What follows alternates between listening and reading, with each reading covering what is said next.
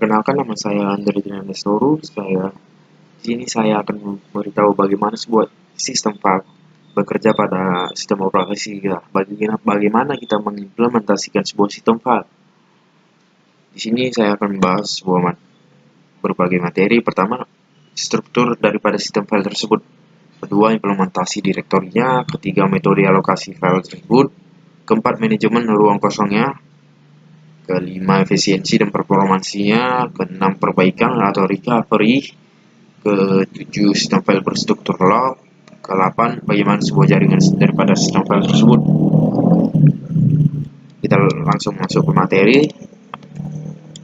Untuk masuk ke struktur sistem file, pertama kita perlu mengetahui apa itu file. File adalah kumpulan informasi yang berhubungan dan tersimpan dalam secondary storage. Lalu kita perlu mengetahui apa itu sistem file. Sistem file adalah metode penyimpanan dan pengorganisasian file. Lalu ada sistem file, pasti ada virtual file system. Virtual file system adalah untuk mengimplementasikan berbagai sistem file dengan tipe yang berbeda dalam waktu bersamaan.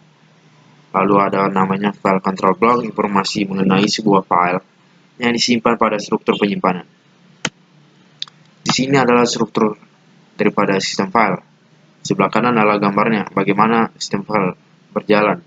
Pertama kita lihat application program, lalu lanjut ke logical file system, lalu ke file organization module, lalu ke basic file system, lalu ke input output control, lalu ke device kita. Dan bisa kita lihat sebelah kiri adalah keterangan-keterangannya. Input output control adalah sebagai pengirim informasi antara memori dan sistem disk. Lalu ada basic file system, memberi perintah device driver untuk membaca dan menulis blok fisik pada disk. Lalu ada namanya file organization module, berisi informasi tentang logical address dan physical address dari file tersebut, alamat dari file tersebut. Logical file system board itu ada namanya logical file system. Tingkat ini berisi informasi tentang simbol nama file, struktur dari directory, proteksi dan security dari file tersebut. Lalu lanjut, sini saya membuat sebuah gambar bagaimana sebuah sistem file pertama dibuka sampai file itu terbaca. Pertama, filenya terbuka di gambar nomor A, lalu di gambar nomor B sebuah file itu terbaca. Lalu materi kedua, implementasi directory. Sistem directory berfungsi memetakan nama simbolik file menjadi informasi untuk menemukan blok-blok file. Kedua, menggunakan data nama file linear dengan pointer ke blok data dan table. Sini ada dua cara bagaimana mengimplementasikan sebuah directory. Pertama, dengan linear list. Kelebihannya memudah diterapkan dalam program. Kekurangannya memakan waktu saat mengakses file dan eksekusinya. Kedua, table hash. Kelebihannya mengurangi waktu pencarian directory. Kekurangannya berukuran tetap. Sini ada 3 macam metode alokasi. Di materi ini ada alokasi berurutan, contiguous allocation, alokasi berhubungan, dan alokasi berindeks. Sini saya meringkas sebuah kinerja daripada metode alokasi tersebut. Metode alokasi berurutan, kinerjanya efisiensi untuk file kecil, mendukung akses secara langsung. Lalu alokasi berhubungan mendukung akses secara sekuensial.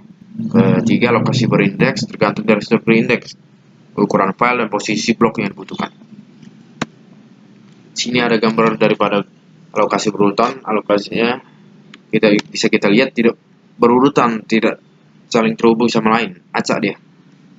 Pada alokasi berurutan, setiap file menempati sekumpulan blok yang berurutan pada disk. Model ini sangat sederhana karena membutuhkan lokasi awal dan panjang jumlah blok.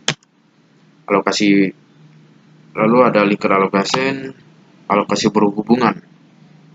Alokasinya berhubungan bisa kita lihat dari startnya dari 9 bisa ke 16 dan terus berhubungan, itu saling memberikan pointer, dan biasanya dipakai di MS-DOS atau sistem operasi Unix ya.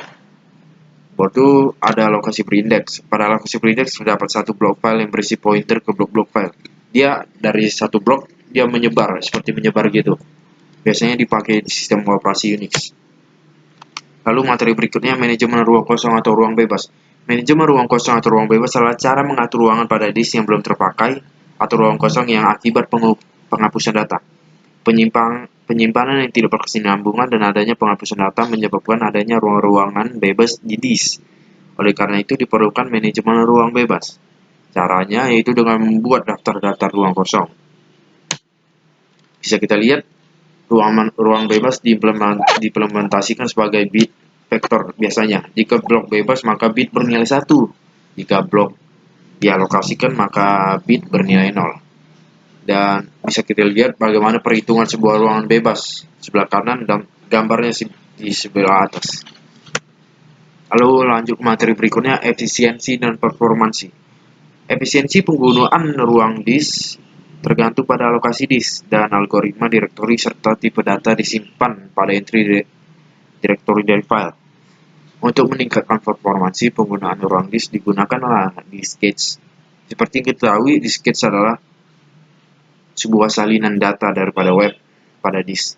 Untuk memperbaiki kinerja atau performansi daripada sistem operasi kita menggunakan page cache, menghapus cache salinan data web pada disk untuk meningkatkannya, untuk mengurangi bebannya dan performansi daripada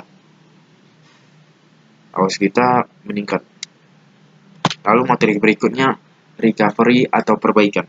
Seperti kita lihat di sini, pemeliharaan harus dijalankan untuk memastikan kegagalan sistem tidak terjadi saat kehilangan data atau data tidak konsisten. Ada dua jenis recovery. Pertama, pengecekan yang kontinu berkelanjutan yaitu dengan logging. Logging yaitu pengarsipan data. Lalu kedua dengan restore and backup data. Backup dan restore yaitu penyalinan data untuk mencegah kehilangan data lalu nanti bisa di restore lagi. Lalu kita lanjut ke sistem file log struktur. Sistem file terstruktur. Sistem file log struktur mencatat setiap update data dari file sistem sebagai transaksi. Semua transaksi tulis dalam log. Sebuah transaksi dijadikan commit jika ditulis log. Tetapi kemungkinan sistem file tidak diupdate. Transaksi pada log ditulis secara tidak beraturan di sistem file. Jika sistem file dimodifikasi, transaksi dihapus lagi dari log. Mengerti? Jika file bertabrakan, maka semua transaksi yang tersisa pada log harus dibentuk.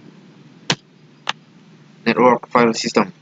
Network File System adalah implementasi dan spesifikasi dari sistem perangkat lunak untuk mengakses remote file melalui LAN.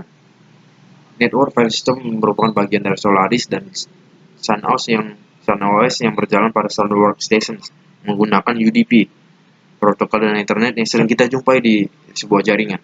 Workstation yang saling berhubungan dipandang sebagai mesin independen dengan file system yang independen, memungkinkan sharing di antara sistem file secara transparan. Seperti kita lihat di gambar ini, sebuah network file system adalah sebagai pusat daripada server dan meremote mengatur sebuah file-file daripada kliennya. Itulah gunanya network file system. Dan itulah materi terakhir kita pada hari ini. Sekali lagi, mohon maaf apabila ada kekurangan daripada penjelasan materi ini. Sekian dari saya, Andri Dianistorus. Terima kasih.